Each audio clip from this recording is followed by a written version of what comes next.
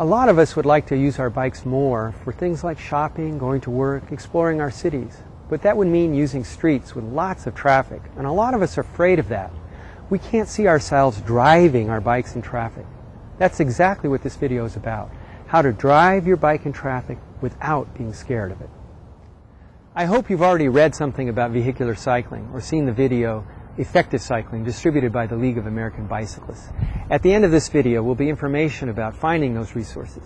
It's best to be familiar with vehicular cycling principles before heading out onto the roadway. I want to show you how driving your bike in traffic looks, how the traffic responds to a bicycle on the roadway, and how it really is just like driving that you already do in your car. All of the traffic scenes you will see here were filmed in regular weekday traffic in Long Beach, California. None of the scenes were set up or made up. None of the drivers of cars, trucks, buses were aware that we were filming. The way you see them react to the presence of a bicycle was natural, the way the vast majority of drivers react. In scene after scene, you will see that the bicycle can be driven safely in traffic. As you begin to try these maneuvers yourself, I want you to only drive where you feel comfortable. A little anxiousness is okay, but being scared is a warning that you're way beyond your capabilities. Work up to more complex traffic situations as you feel ready to try it. Review with yourself what worked well and what to do differently next time. Read about vehicular cycling and think about when you see another cyclist on the road. Are they driving according to the laws of traffic, or are they unsafe, unpredictable? Before we venture out onto the highway, I want to remind you of a few things that will make your driving more predictable, safer, and faster. First, I always wear a helmet. They do save lives, and they reduce injuries as well. And on my helmet, I have a rear view mirror so I can keep track of the traffic behind me. You can get these to go on eyeglasses as well. Hey, you know, you have a mirror in your car. Why not on your bike? Third, I want to show you how to scan behind you. It helps you to be sure about the situation behind, and it shows other drivers that you are intending to make a change of position on the roadway or make a turn. Practice this in a parking lot or empty street until you can scan and keep going in a straight line. Lastly, I think we should review hand signals and other ways to communicate your intentions to other drivers. Right turn. I feel this arm signal for right turn is most intuitive. You can also use this one, the signal that car drivers sometimes use. Left turn. For left turn, put your left arm straight out. Stopping or slowing. Put your arm down with palm open. Waving and shaking can bring attention quicker. It's a good idea to use eye contact to confirm that another driver sees you when you want to change lanes or merge. At stop signs, drivers often confuse who has the right-of-way. You can get things unfrozen by wagging your head and mouthing the word "go." And when a driver yields to you, or in another way makes your life easier, mouth "thank you" and smile. Even when I'm cut off or honked at, I never respond with insults. That makes it harder for the next bicyclist that comes their way. Okay, I think we're ready. So why don't we take our bikes out onto the roadway and try driving and see what it's like from a cyclist's eye view. It's clear. Come on, let's go.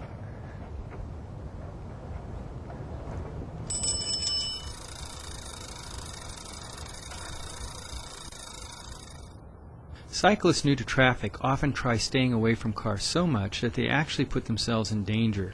They swerve in and out of parked cars and aren't seen early enough by other drivers. They ride too close to car doors that might open unexpectedly. They won't control the lane they're in, and cars cut them off at turns. Lane control is important when you need to change lanes. You need to hold on to control through intersections. So let's start with getting comfortable with riding on roads with lanes too narrow to share. On this street, there's no safe way to share the lane. You need to be aware of other vehicles all around you. This is very important. Using a mirror or scanning helps you keep track of the situation behind. The traffic behind or following drivers may not be able to see brake lights of those ahead of you, so use your hand signals. Holding your place in line at a signal prevents cars from squeezing around you. Watch for pedestrians in crosswalks or near parked vehicles that hide them. It's against the law to fail to stop at a crosswalk when other vehicles are already stopped. You may have hit that person. Be ready to start from stops promptly. Don't make others wait behind you unreasonably. Don't tailgate. You can't miss the potholes or the oil slicks. When you're going to turn, mirror to the rear or scan, signal, and position yourself correctly. Be predictable.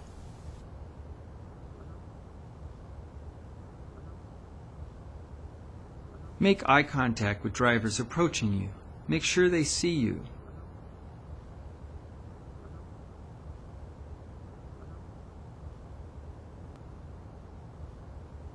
Look at the way traffic behind me can get to the left or right to turn.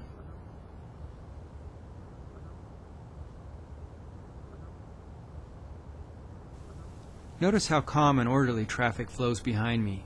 There's no evidence of impatience or confusion. The drivers know there's no room for me to move over, and I'm not holding them up. If you can't keep up with traffic, pull over when it's safe and let faster drivers surge ahead. When leaving the narrow lane, scan and wave thank you to following drivers for their patience and understanding. Now that we can control the lane, let's try a simple signalized intersection.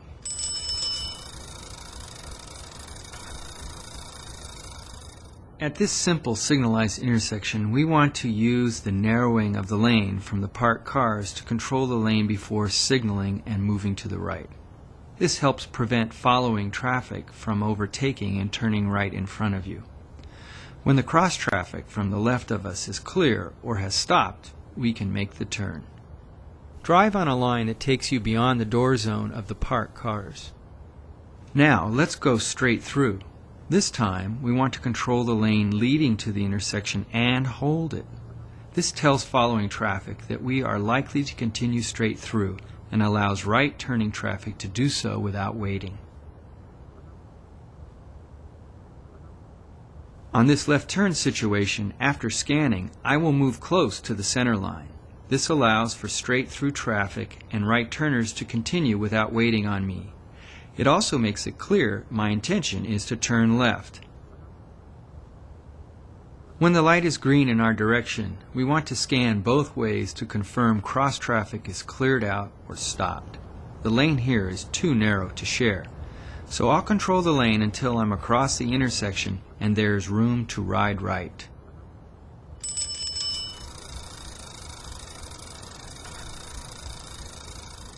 At many intersections, there are right turn only lanes. If you are going straight and you stay in the right turn only lane, you will impede traffic behind you that wants to turn right. And if cars turn right in your path, it will slow you down and put you in danger. When you see a right turn only lane ahead, scan to the rear, signal if you can, and begin to move into the first through lane on your left. If the through lane is too narrow, you'll have to control the lane when it's clear or a driver has yielded to you. If there's more than one through lane or the lane is wide, cars will pass you on the left.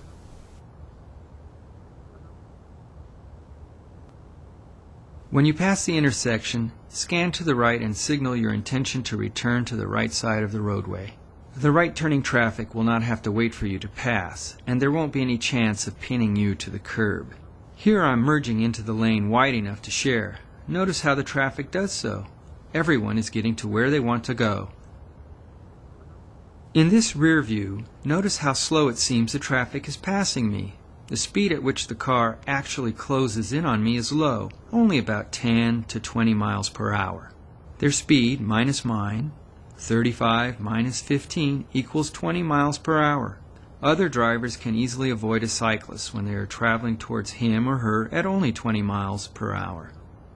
The next time you are driving in your car and see a predictable cyclist, notice how easy it is for you to accommodate him or her.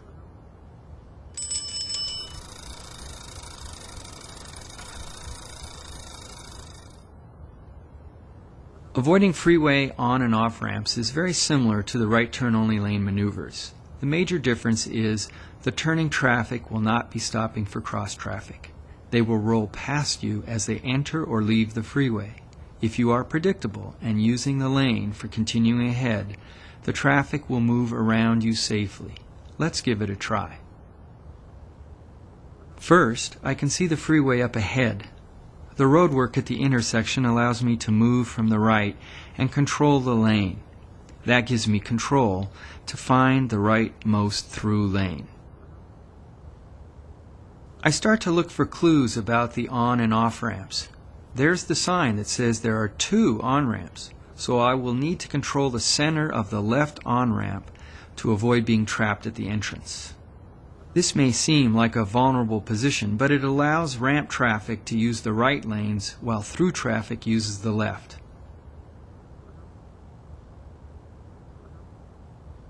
My lane positioning makes clear where I'm going.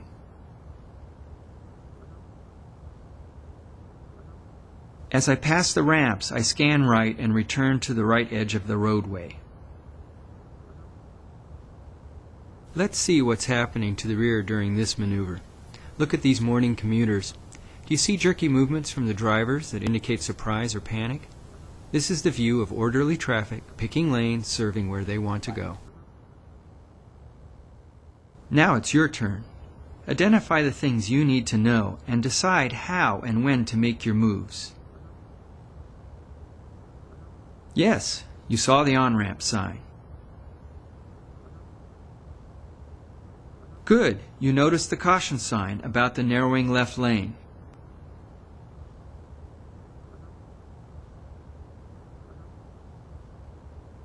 Right, you identified the arrows on the lanes and picked the rightmost through arrow to position yourself over. What would it be like to get stuck on the right edge of the on-ramp? There is a crosswalk. I could become a pedestrian, but I may have to wait some time for traffic to clear or stop. Excellent! You scanned and moved right after passing the ramps. Let's try a more complicated on-off ramp situation. The traffic will be faster and we will expect to see cars coming off and going onto the freeway at the same time we drive straight through. The techniques are the same. Ride predictably. Find the rightmost lane serving your direction. In the mirror, I see a bus behind. This vehicle is too large to share the lane with. Professional drivers of trucks and buses will wait behind me or pass in the other lane. I ensure this by taking the lane. As soon as I pass the on-ramp, the bus will be free to enter the freeway. If I stayed right and used the crosswalk as a pedestrian, the traffic would have to stop and allow me to walk across. Controlling the lane is faster for everyone.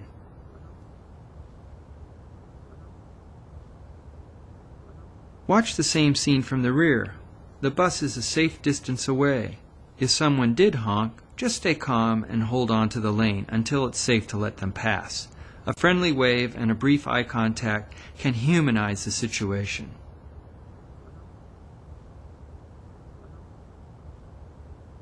Now I see a truck on the off-ramp, and he sees me. The truck driver will pick a lane that is free and serves where he wants to go. It's your turn to point out the concerns. What should I be looking for? Yes, I need to be scanning right to track the cars merging into my lane, making eye contact if possible. Yes, I should expect some traffic to merge from my left before I get close to the on-ramp. When closer, most drivers will choose to wait behind me or pass on the right.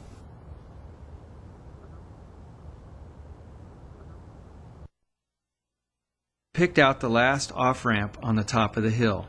They have a stop sign and will merge when the roadway is clear. Remember that you get to choose which situations and routes you are comfortable with. If the last scenes look too difficult, plan a different route. Later, with experience, you may decide you're ready to navigate such roads.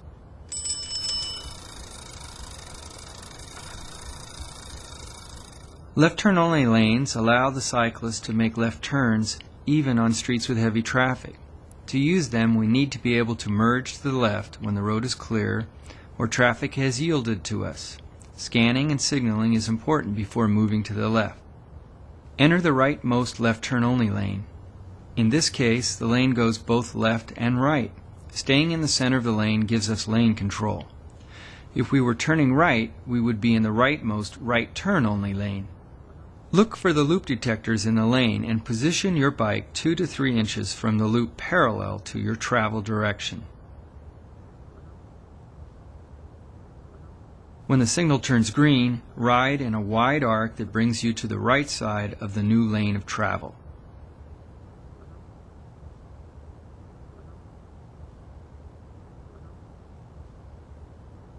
During the turn, we scan to monitor vehicles to the rear, discourage someone overtaking on the right through lane positioning and signals if needed.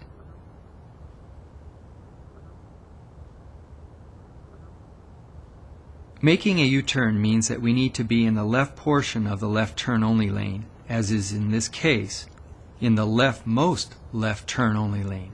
If we were going to make an immediate left turn again, say into a driveway, after turning left, we would use this position as well.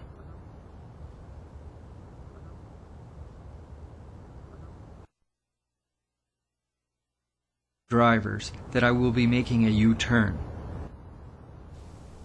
I see a right turner to my left and make eye contact. My hand movements tell the driver that I will be turning left in front of him.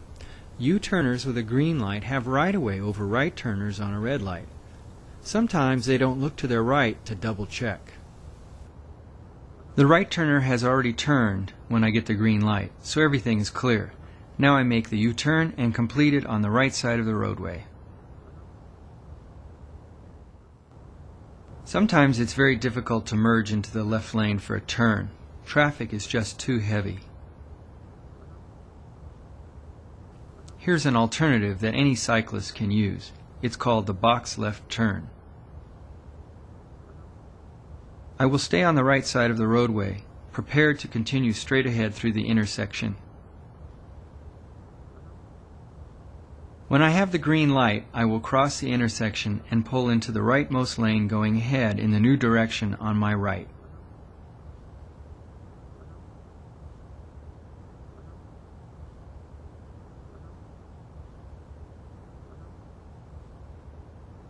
I yield to the pedestrian.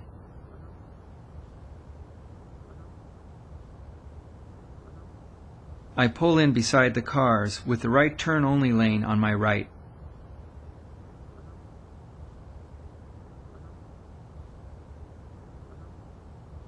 I go with everyone else when the green light in the new direction comes.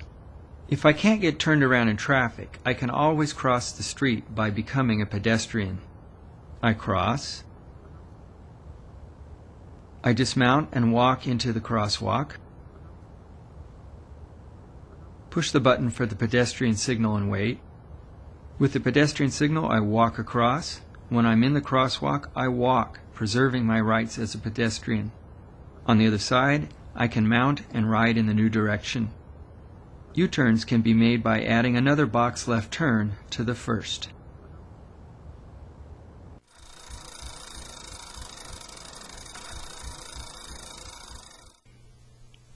Remember to the laws and rules of the road in your area. Use a mirror and a helmet. Scan to the rear to know where traffic is coming from and going to. Drive predictably, signaling your intentions to others with hand signals and roadway positioning. Make eye contact with other drivers to convey intentions. Be courteous, always. Never insult others. Well, I hope this video has helped you see how to drive your bike in traffic. It's easier than you think, and as a driver of a car, you already use these predictable behaviors. Tackle roadways that won't scare you. Gain confidence, and you will be able to drive your bike anywhere you want to go.